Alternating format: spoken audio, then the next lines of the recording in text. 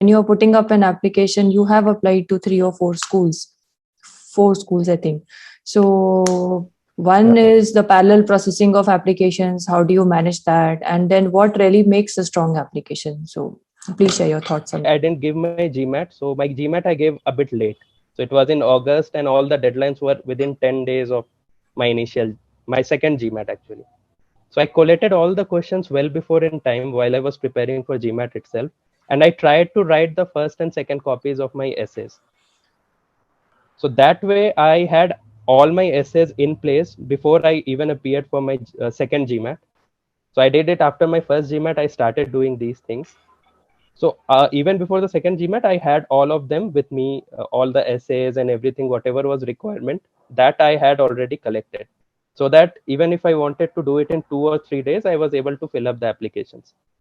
Now to portray a strong application, so one thing I feel from my personal experience is, so you have to have, I mean, many versions of your essays or your application.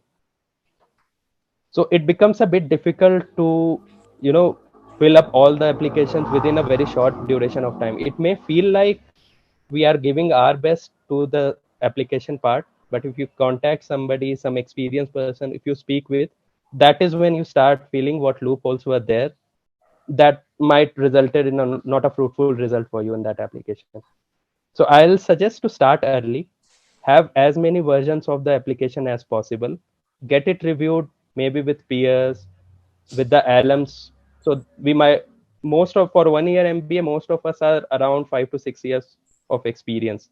So we do have a circle where we have alums from our prospective schools, or we can take help of professional consultants in that respect. So that helps a lot. So if I look at my application, my essays, my first version to the version I submitted recently, there is a mass difference. And it's like it's coming in from my professional life itself, but the portrayal of those two things are very different, and that has already resulted in very different results for me as well. So basically, giving time to your application is very important. Most of us, we devote most of our time in GMAT first of all. While GMAT is really important, but that's only a one part of the application, and there are many more aspects of the application where we need to devote equal importance to all that part.